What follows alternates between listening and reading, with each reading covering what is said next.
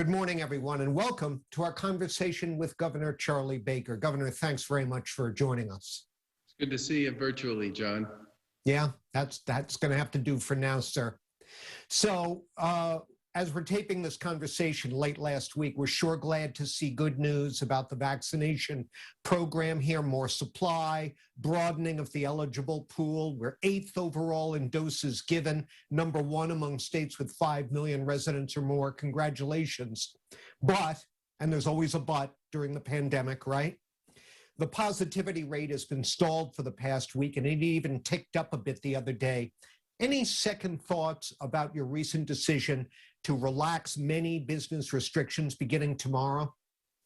Well, first of all, thanks for the positive references to the fact that we are a national leader with respect to our vaccine rollout program. And we're very excited about the fact that more than 1 million people in Massachusetts have been double dosed and are fully vaccinated at this point.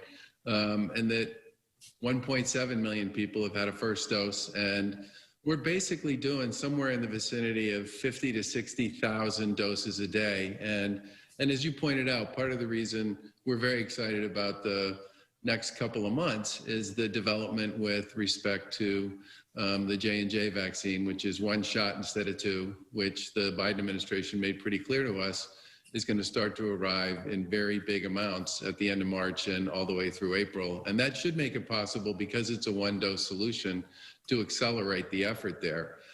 With respect to the case counts and hospitalizations and positive test rates, I guess what I would say first of all is that because we've done such a good job vaccinating so many of our most vulnerable residents, we've continued to see a sharp decline since January, which has continued through March and through the point at which we relaxed some of the guidelines around work at the beginning of March. And I expect that trend as we continue to vaccinate 60-year-olds, essential workers, 55-year-olds, and others as we move forward, that the hospitalization data will continue to get better.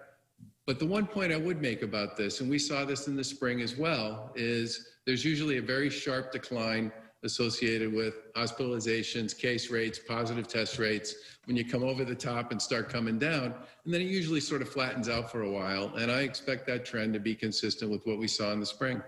So no second thoughts then?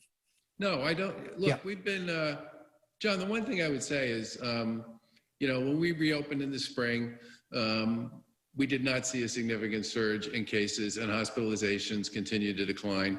And until the second surge, which most people have predicted would happen in the fall. And I expect that trend will continue here. We constantly go back and look at what we've done and think about it as we look forward. And the idea that this process isn't an iterative one is just wrong. We're constantly talking to people about this and constantly making decisions based on the guidance and advice we get from some of the experts. Well, I'm just a little confused because Rochelle Walensky, the CDC director, one of the nation's foremost experts in infectious diseases, someone you appointed last April to your reopening advisory board, just a couple of weeks ago expressed high alarm over the reopenings here and in other states. And experts, other experts as well, are pointing to the severe problems they're experiencing in Europe right now as a cautionary tale. Why are you disregarding those warnings?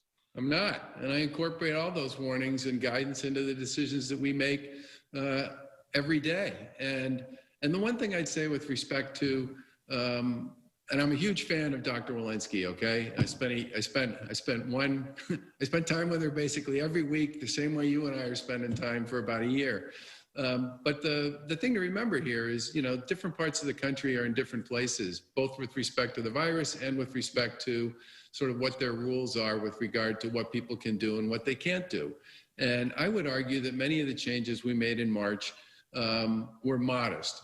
They basically took us back to where we were at one point last fall. And I think in some ways, the approach we have taken to most of this, which is not, throw off the top or totally change this, but to pursue what I would describe as a pretty incremental strategy and then follow the data and make decisions as we do so is the right strategy in both directions to deal with this.